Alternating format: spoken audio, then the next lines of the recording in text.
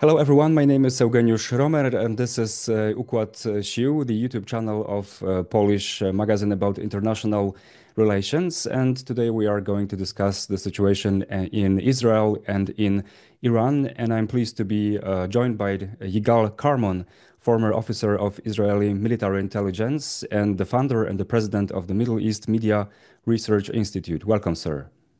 Thank you. Welcome.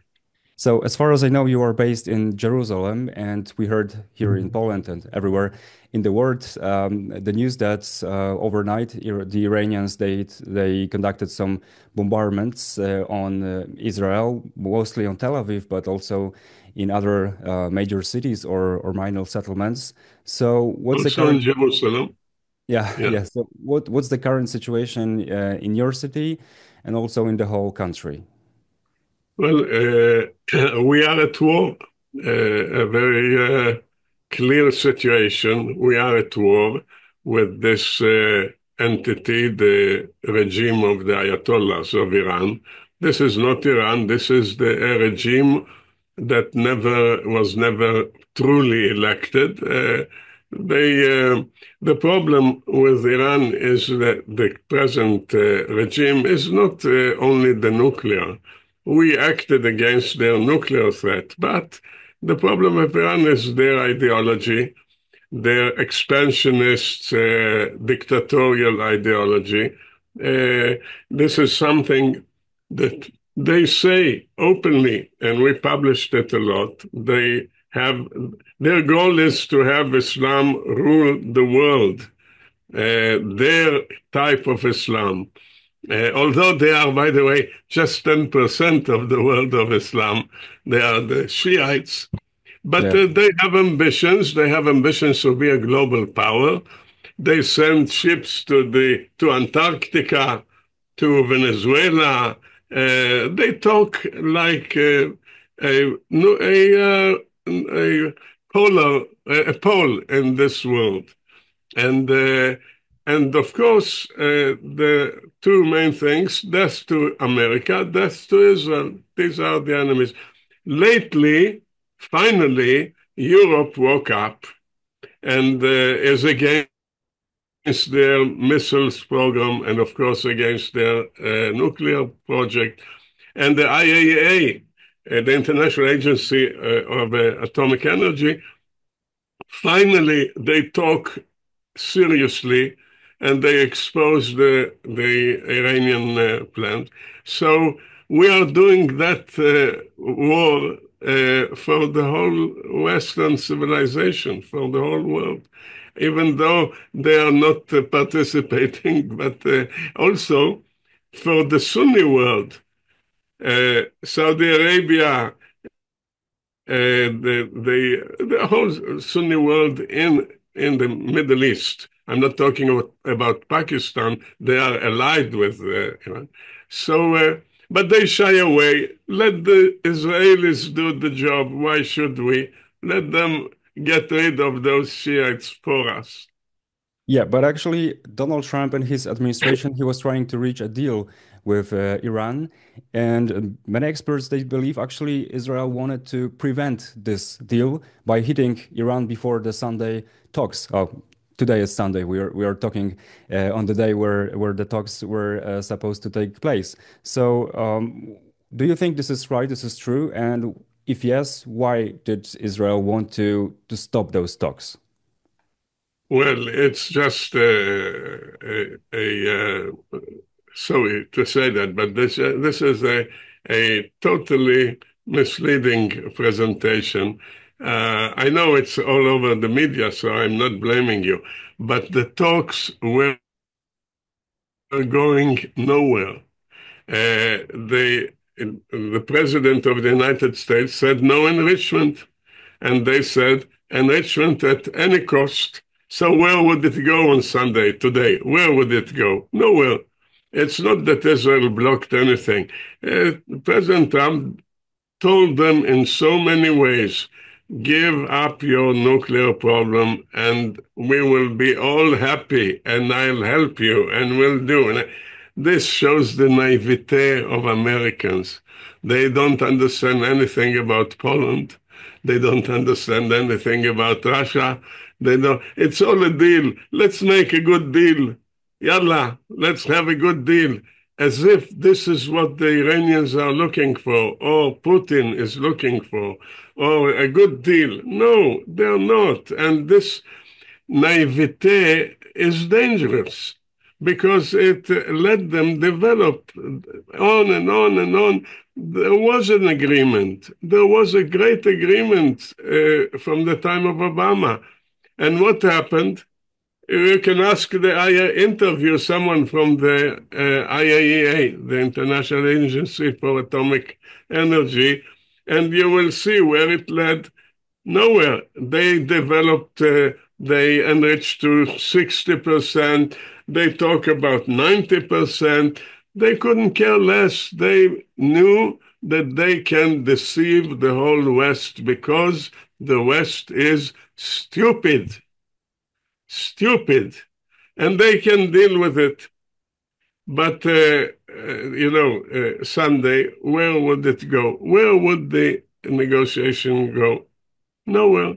Another stop on the way. And Trump said they are dragging time. He knew it. But So what's the best solution in your opinion? Because some also believe that if you hit Iran, you can do it, of course. I mean, Israel can do it, but might not be able to completely, fully destroy all the objects connected to the nuclear program that Iran is conducting. So some facilities may be hidden underground, for example, and still the Iranians might be able to construct actually the atomic bomb. And they are saying they are going to do it. So, do you believe those in those threats? And what's the best solution to solve this problem, in your opinion? yes, first of all, they are trying, and they may try even more now. They hinted all along. By the way, they told us, they told the world about a fatwa against nuclear weapon, a religious edict. Total lie. Total and absolute lie. We wrote about it so much. No one has ever seen this fatwa. We checked all the fatwas. At the time it was 1684. None. It never entered any of Khamenei's writings. Nothing whatsoever. But anyway, look, the problem with Iran is this regime. As long as this regime remains, we are nowhere. It's not about the nuclear. We can destroy the nuclear. We can do it, and we are doing it, and we will. But is this any solution? No. They will, if they survive as a regime, they will continue. They will begin all over again, repressing their population and continue with the nuclear. So the nuclear is just stage one. Stage two has to be an alliance of all Western and non-Western countries to get rid of such a regime, to read what they think and believe that they mean it, because they do mean it. There is a racist approach, by Westerns that say, and they pretend to be very open-minded, to think that what the Iranians say or the Arabs say, they don't really mean it. This is a racist approach. We ourselves fell into this when we thought that Sinwar or Hamas, they don't mean it. They are ready to sell, when we said buying quiet, what does it mean? Buying their ideology and religion for money. This is a totally racist approach. This is what Kissinger did with China. A culture of 6,000 years They will sell everything for and set up by 60 years of communism. They will sell anything for American money. Well, bullshit, sorry to say that. You know that the South Koreans funded North Korea with the sunshine policy that you buy them, you buy them. This is a racist approach from another world. I don't know if in Poland there are not people who say, well, we can buy Putin. Really? You can buy him? He is a criminal, he is a corrupt, but you don't buy his ideology, the Russian ideology.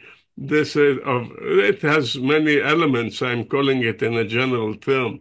So I want to say that as long as this regime continues, we are at the same place.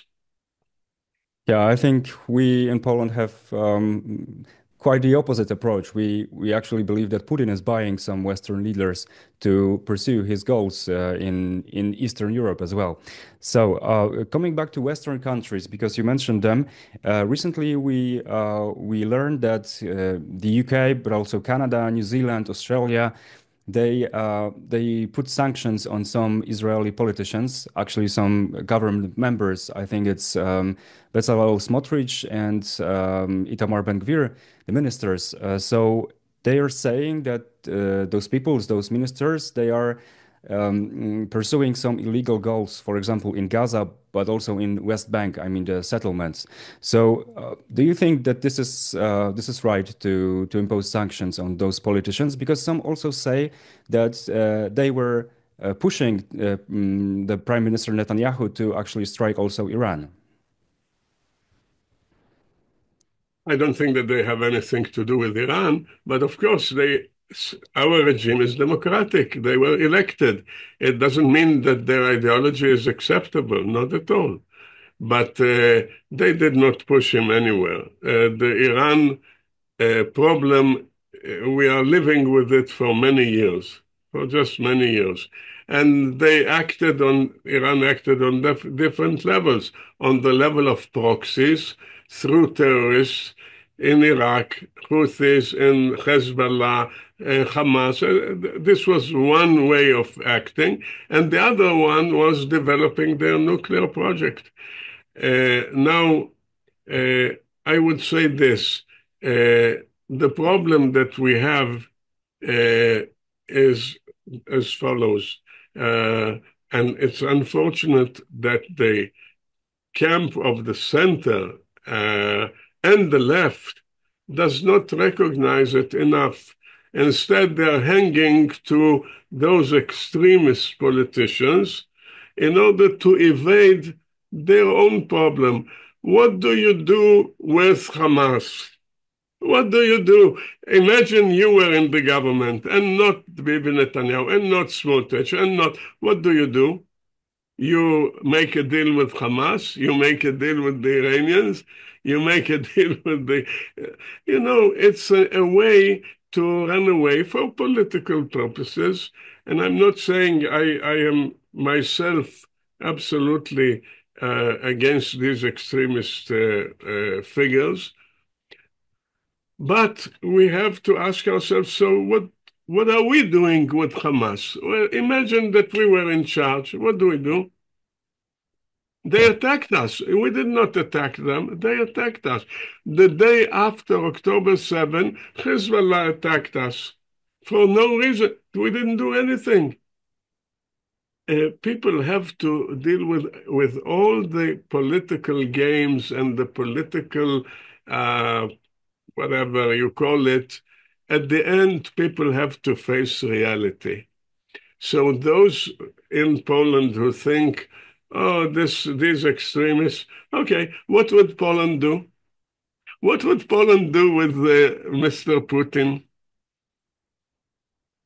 Yeah, luckily I'm not in the government, so I don't have to No, make you such have hard, to. hard decisions. No, Yeah. you have to. You have to. I'm sorry.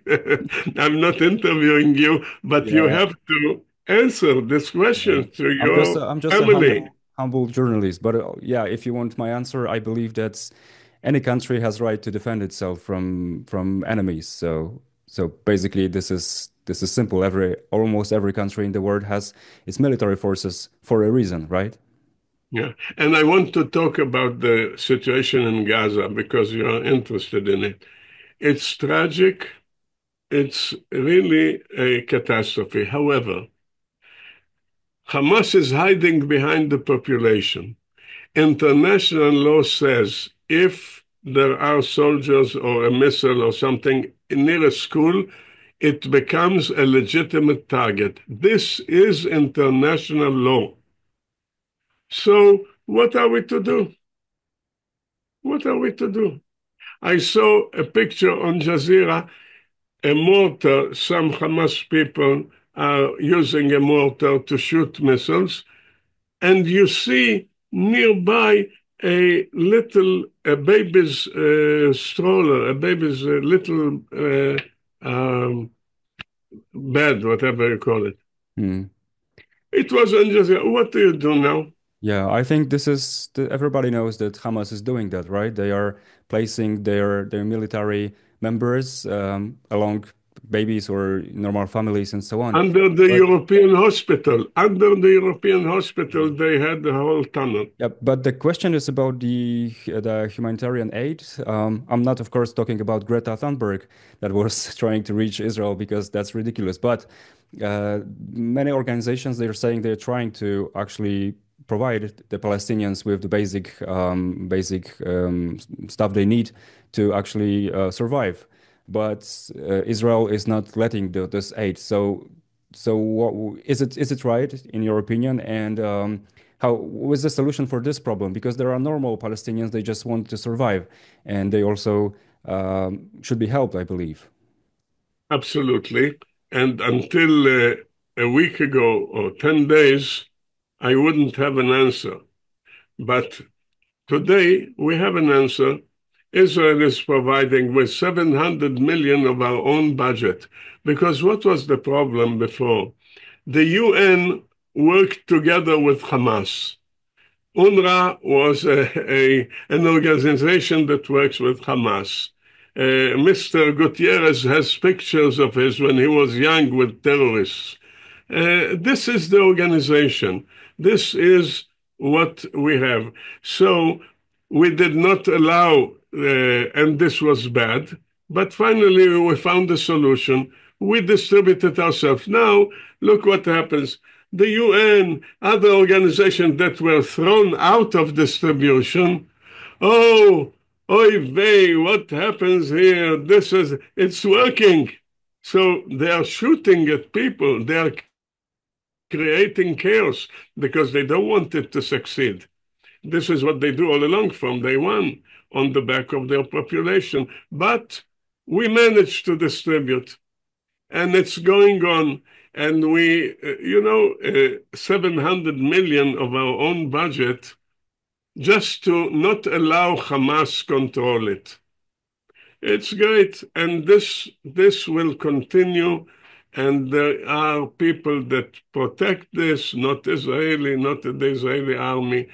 It's you have this organization, GHS, the Gaza Humanitarian, and the UN that is supposed to help in giving food. Oh, no, no, what is this? They can enjoy New York and leave us alone. We are distributing food, and we will continue from our own budget. Okay, sir, I'm stopping interrogating you about the actions of Israel. I'm going to ask you about your opinion on the future of this conflict between Tel Aviv and Tehran, because we saw that the Iranians were bombing Tel Aviv and other cities, but also many people, many experts, many pundits, they believe that the stockpile of the missiles that Iran has is actually diminishing, and it's not sustainable for the long run. And Israel obviously has superiority, especially in the air domain, over Iran. So how this conflict is going to develop, and do you believe it's going to escalate? Yes, it will escalate definitely. at this point, they bomb, Israel bombed pinpointed targets, and you could see it in the people with experience were full of admiration. You see a wall and the missile going just to a certain room, not even not the whole building, not the whole apartment, just a certain room. However, let me say this.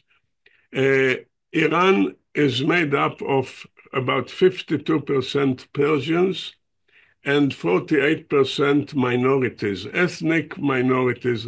I hate to call them minorities, ethnic groups. Baloch, Ahwazis, Kurds, and Azeris. And they are being repressed by the regime. The future of Iran is to stop the rule of the Persian Ayatollahs, to give those of all minorities their right to independence, and this will stop the danger of Iran. It's not. They have to understand no more empire. They are the Persians, and they will have Persians. If they want good relations with the others, they will have to come to terms with the ethnic groups. Now, people will say, oh, you, Mr. Carmon in Israel, you are for the freedom of the Baloch. What about the Palestinians? And I say they are welcome if they stop trying to annihilate us. This is my position. The problem with them is, as we were thinking, it's two states, two states. No, it came out from the river to the sea. The moment all of Israel, just to annihilate Israel, the moment, and this is my answer, I support the Baloch and the Kurds and the Palestinians. Whoever stops trying to annihilate us, we should be open to an understanding with them. And my principle is not only regarding the Baloch or the Kurds, it's also regarding the Palestinians. At this point, they all support this crazy attack on us, on Israel. It wasn't territories. They attacked Israel. So the moment they stop with this nonsense, we should be open. I'm open to it, as I am open to Baloch. And they are our allies, and we will support them. So, what kind of means actually the Iranian authorities, the regime has to strike Israel or to do harm in different ways? For example, by blocking the Hormuz Strait or using its proxies like the Houthis to block the Red Sea. What is going to happen in the future? So how the Iranians are going to operate and to manage this conflict? It's not clear. It's clear that they have no limits. Um, Hello? yeah, yeah, I I'm here. I'm here, but something is wrong with my camera. Just So is mine. I don't see you. yeah, I'm What? here. Now I see you. Yeah, it's from different camera now, but I'm here. Okay. So uh, it's a war, and they are going to escalate. They are going to escalate, and we will escalate. And I would say this, they have less chances to survive. With population of 90 million, it's not an advantage. It's an absolute disadvantage. And the population will soon ask itself, why are we suffering? What is this story? What do we have with Israel? Why are we attacking Israel? Why are we calling death to America? In this sense, the position of the President Trump is fine. I want to have a good life. What is this? Why? Why on earth? Because this is the ideology of those Ayatollahs. And this will come out quite soon. As they suffer more, they will hate Israel, but they will also ask themselves, why is all this happening? Why are we suffering? and the answer will be clear. So you believe that the Iranians, maybe, I mean, the whole population or some parts of the population, some minorities, maybe can rebel against the And regime? also many in the Persian population, because a few years ago they rebelled. Yeah, especially Indeed, it women, was right? the Kurds, but also in Tehran, it wasn't the Kurds, it was the population in Tehran. Definitely, they will rise. First, the ethnic groups, and then the population itself And do you think that the of regime is actually Persian. going to negotiate with the US? Because Donald Trump, he said he's still open to talks with Iran, but the Iranians, of course, they said they are stopping any negotiations with the US and with Israel. But maybe they are aware of the situation of the regime, the inner situation of the country, but also of the situation of its military forces. I mean, the stockpile of the missiles, the superiority that Israel has over Iran in if it comes to air forces.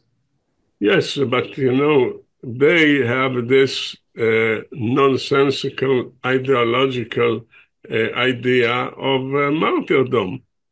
They talked about it, they educated their people, the IRGC. So they may continue with this approach until they believe that they can finish off Israel. They cannot. We are fighting for our life, and this is not going to happen. Uh, and we have a cause. They have no cause. What is their cause? To annihilate the other. It's never a good enough cause. It's weaker than the cause of those who fight for their lives. This is, maybe you can put it in the the power of those who fight for their life is always stronger than the power of those who want to annihilate others. Yeah, I believe this is something that actually Sun Tzu, the ancient Chinese military expert, let's call him this way, also wrote in his book, The Art of War. So my maybe final question for this interview is, how do you think other players on the Middle East are going to react to this situation? You mentioned Saudi Arabia, which is a major rival of Iran in the region. Also, you mentioned proxies of Iran that were significantly harmed by the US and Israel since October 7th, the 7th. So, how do you think that the whole regional chessboard, the situation is going to develop? Yeah. The Saudis and the Sunnis in general, the Emiratis, other, they say, you, Israel, the West, you created this problem. You allowed it to develop. You told us that this is fine. You made agreements with the Ayatollahs. So now you cooked this cake, eat it. You deal with it. It's not our problem.